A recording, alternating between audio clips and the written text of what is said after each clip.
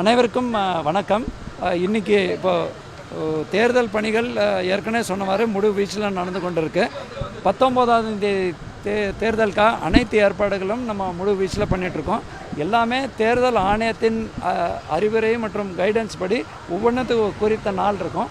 இன்றைக்கி நடக்கக்கூடியது ரேண்டமைஸ்டாக ஏற்கனவே நம்ம பார்வையாளர் முன்னிலையில், அதே மாதிரி அரசியல் கட்சிகள் முன்னிலையில் நம்மளோட பேலட் யூனிட்டு, விவிபேட் மெஷினு, அது மட்டும் இல்லாமல் நம்மளோட இந்த கண்ட்ரோல் யூனிட் எல்லாம் கம்ப்யூட்டர் மூலமாக எது எங்கே போகும் அப்படிங்கிற இதை 2 முறை நம்ம பண்ணிட்டோம். அது அந்தந்த தொகுதியோட ஸ்ட்ராங் ரூமில் இருக்குது. அதற்கப்புறம் நம்ம சப்ளிமெண்ட்ரின்னு பண்ண வேண்டிய கட்டாயம் என்னாச்சுனாக்கா, எல்லா தொகுதிகளிலும் ஒன்றுக்கு மேற்பட்ட பேலட் யூனிட், இப்போ சென்ட்ரலில் 2, சவுத்தில் 3, நார்த்தில் 3 என்ற தேவைப்பட்டது, அதையும் அரசியல் கட்சிகளுக்கு முன்னாலே பண்ணி அந்த ஸ்ட்ராங் ரூமில் சீல் வைக்க இருந்தாங்க. இன்றைக்கி அனைத்து 16 தொகுதிகளிலும் தேர்தல் நடத்தும் அதிகாரி இங்கே பிரவீன் ஐஏஎஸ் இருக்கார். அவருக்கு உதவி தேர்தல் நடத்தும் அதிகாரி மணிவண்ணன் இந்த ஹார்பர் தொகுதிக்கு ஏஆர்ஓவாக இருக்கார். அந்த மாதிரி ஒவ்வொரு 16 சட்டமன்ற தொகுதிகளும் ஏஆர்ஓ இருக்காங்க. அந்த பாராளுமன்ற தொகுதிக்கு தெற்குக்கு அமித் ஐஏஎஸ் இருக்கார் நடத்தும் அதிகாரியாக, வடக்குக்கு கட்ட ரவி தேஜா ஐஏஎஸ் இருக்கார்.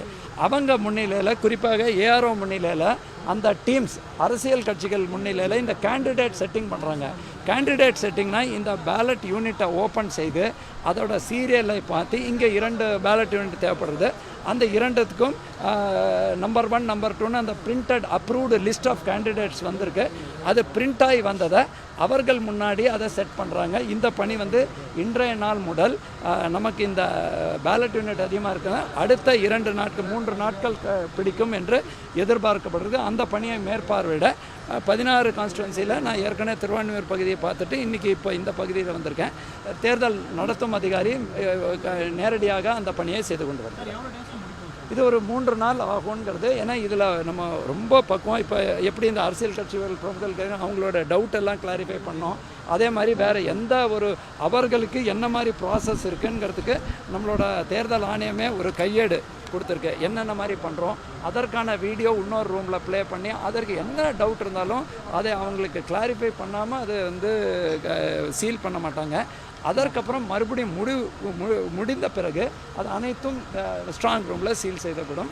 ஆயுதம் இந்தியா நம்மளோட போலீஸ் பாதுகாப்பும் 24/7 அதுக்கு இருக்குது. இந்த அரசு ஊழியர் பொறுத்த வரைக்கும் நம்பர் ஃபார்ம் 12 வாங்கினது 14,735. இதர மாநிலத்தை சார்ந்த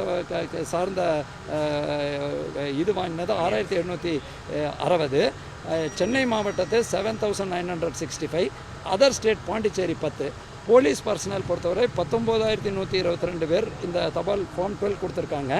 அதில் இதர மாவட்டங்கள் 14,533, சென்னை 4,538, இதர பக்கத்து மாநிலம் பாண்டிச்சேரி 51.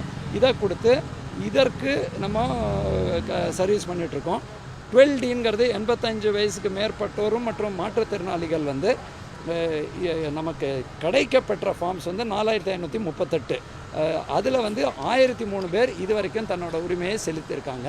உங்களுக்கு தெரியும், அது ஒவ்வொரு இடமா அவங்க போய் நம்ம டீம்ஸ் போய் ஒரு 67 குழுக்கள் போய் பண்ணிகிட்ருக்காங்க. அந்தந்த பாராளுமன்ற தொகுதியை பொறுத்த வரைக்கும் இந்த மாதிரி தேர்தல் நடத்தும் அதிகாரி முழு வீச்சில் அந்த பணிகளை செஞ்சுருக்காங்க. செய்திகளை உடனுக்குடனும் துல்லியமாகவும் தெரிந்து கொள்ள சப்ஸ்கிரைப் பண்ணுங்க.